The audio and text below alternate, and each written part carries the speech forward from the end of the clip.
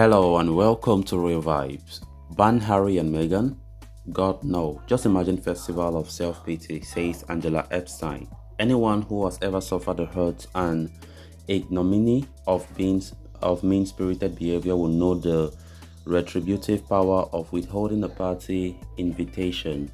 So guys, before we get right into the full story, please do ensure to subscribe. If you are just coming across the channel for the very first time, you're very welcome. Consider liking the video and please watch it right up to the very end. After all, what better or more elegant payback can there be than simply chopping the offenders off the guest list? Let those who might once have been included sit at home scrolling through Instagram while live feeds of your boozy festivities pop up on social media.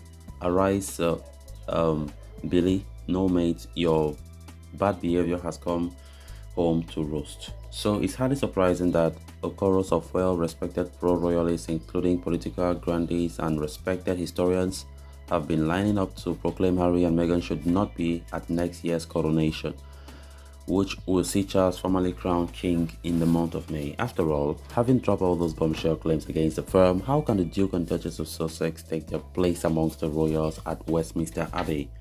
As Tory veteran David Mellor stormed this week, they make money out of selling their family down and the river. I think it should be made clear that the British people do not want it there.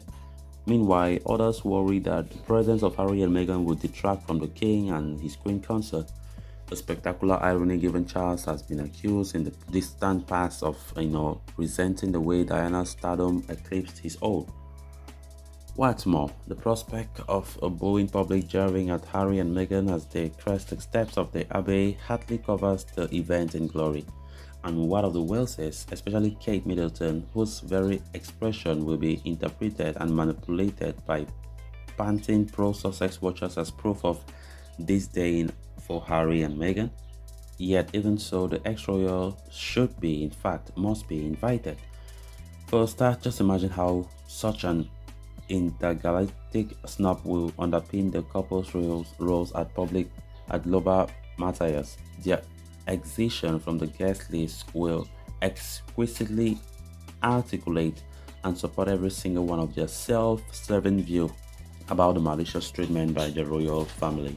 You could almost script the Oprah Winfrey now, as a replica of St. Edward's 1689 crown is placed on the sovereign's head. We are cutting live in the decking of the Sussex's Montecito mansion. Meghan is crying prettily into a hanky while Harry glowers at the camera to proclaim, "See, I told you so." Kerche, the weaponizing and monetizing of an institution the couple claimed that hurt them so badly, has just shut up in stock. But there's far more fundamental reason why the Duke and Duchess of Netflix should be invited, and it's simply this. Harry is Charles' son. He will always be his son no matter what.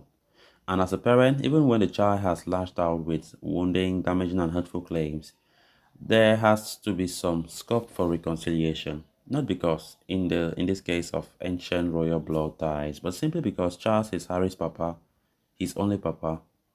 There's no doubt, and this is an explanation, not an excuse, that Harry has been profoundly damaged by the loss of his mother and lack of pastoral care in his tender years. Sadly, there's nothing Charles can do about that now. He cannot replay his last kick. And with more damaging revelations on the cards this Thursday, the king may well be steeling himself for what is to come. Yet he is still his father. He loves his son, even as he shakes his head in profound despair. Charles cannot be the one to slash the umbilical cord. Kicking Harry and Meghan off the coronation guest list may offer knee-jerk pleasure, but it can only cause long-term damage. So let the invitation be dispatched. Let Harry, a parent himself, know his father still continues to reach out, and that Charles' love, even love which has been sorely tested, remains unshakable. And hopefully, this angry, injured, entitled, and misguided young man may see it as a starting point to the long journey back to opening his heart to his father. So it's a long shot, but as a parent for Charles, there is no other choice. So guys, with that, we have come to an end of this episode. Thanks a lot for watching. Until next time, bye bye.